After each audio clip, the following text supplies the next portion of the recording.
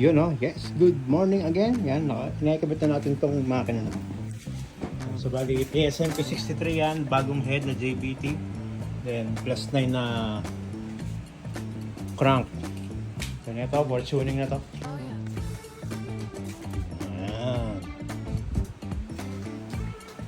So kumpleto yun lang ni Boss Manu yan. Tapos papaanda rin na natin. Then meron din, bleed, tapos tono na kagad. Yun o, CRP Gladiator. Alright, okay, next tayo. Ito, kinakalas na rin. Ayan, so bali ito, hinihintay lang natin yung pipe. Ayan. Hindi pa siya napapaandar, pero pagdating ng pipe, papaandarin na natin yan, tapos i-bleed na yung kanyang coolant. So habang hinihintay, kalasin na natin to. Then ito, ready to solid sa may-ari na to. Okay na to, na-itch na natin.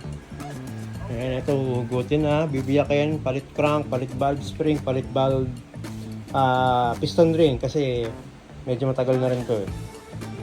Yung valve spring papalitan na din, baka maputol na para sure. Piston ring lang papalitan. Alright. Tapos ito, papamodify na lang siguro, malaki na may tubo na niya. Yo! Pakakalasin na lang yan.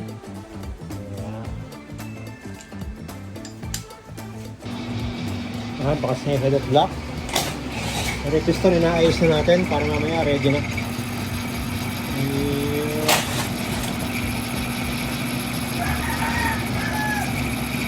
So-profile lang natin ng bago, then valve packet na bago, then palit ng bagong ring to. And habang siya binabaklas niya. Yan, okay na yung profile ng piston niya. So next natin, ito yung crank niya. Plus 9. So bali medyo masikip dito yan. Kaya ginagawa ko dyan, pinapainitan ko muna para mag-expand, para madali natin maipasok yung bearing. Ito yung crank para pag sinuksok natin, smoothening! Ayan, initin lang natin ng bahagya. Pero huwag sobrang init ha, baka maging kasi yung hot ko. Mahirap na. Yun no? Oh, ha? Smoothing. Yan, wag natin babasayan para lumamig ha. Kaya natin mag-cool down, mag-isa siya.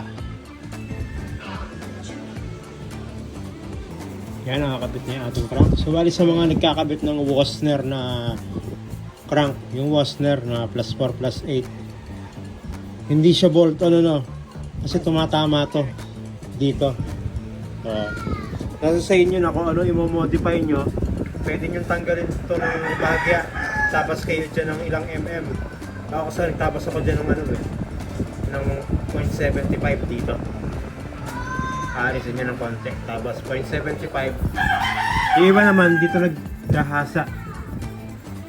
Kaya aluminum kasi yun eh. Parang pangit kung dito magtatabas. Mas okay sa shell na lang. Yun lang. So ito, ready to sara na to. Nasara na natin. Pagkataklobin na natin itong ating ginagawa. So bali plus 9 to no. Plus 9.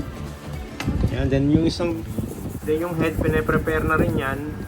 Nililinis na. Tapos kakalasin lahat ng laman loob. Iaayos natin yung port niyan.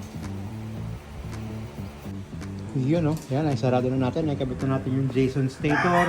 Yung cover ng magneto. Yung oil pump nakikabit na. The timing chain nakikabit na. Bali uma yung timing chain na gamit natin dyan. Pinakompleto lang yung mga tornilyo. Then pwede natin ikabit yung CVT system nya. Ito na yung ating gasket. 6mm tsaka mga stock gasket. Titimplayin pa natin yan kung ilang gasket pa ilalagay natin.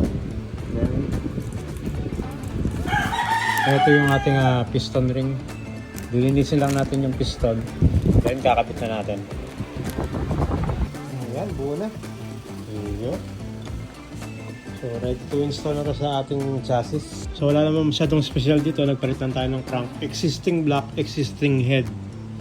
Ayan. Tapos naka-profile lang yung piston. Mapapansin nyo may gasket dahil plus 9 yung kanyang crank. Ayan.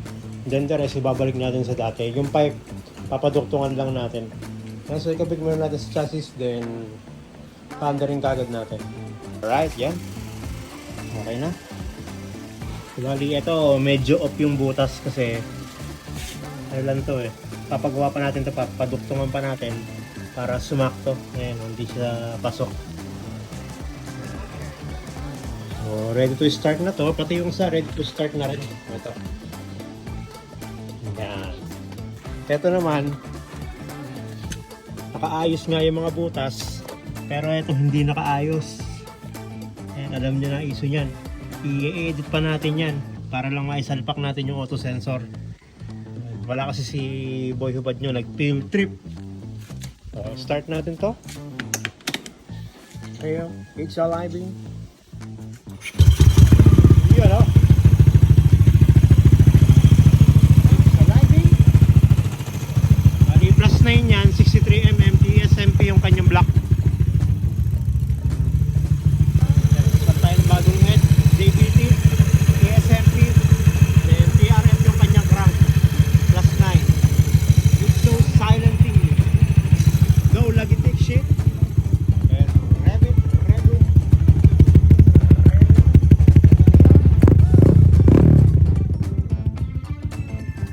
Yeah. So, for tuning na lang to pag naikabit natin yung bang sensor o naiayos natin yung bang sensor. Yung adapter. Then ito. On the susi. And fire. Yeah, no? Ito naman 66mm JBT head, JBT block, tapos sa crank natin TRF din plus 9. So lagi take shift din. Ready for tuning yung dalawa na yan. Ayun. Papaduktungan lang natin yung pipe para sabay na natin ma-tune yan. And ito yung dalawa nating AF2, tigisan natin lalagyan yan. Isa doon, tapos isa dito. Ayan. Alright, so hanggang dito lang yung ating video para sa mga build natin na yan. So bali tatlo yan, sabay-sabay. Yung isa nakuha na kanina. And ito, for tuning na rin, parehas. Ayan, thank you po. Yo. Responsible. Kakabitin lang natin. Kukumpletuhin na lang yan. Alright, so maraming salamat po sa panonood. Thank you.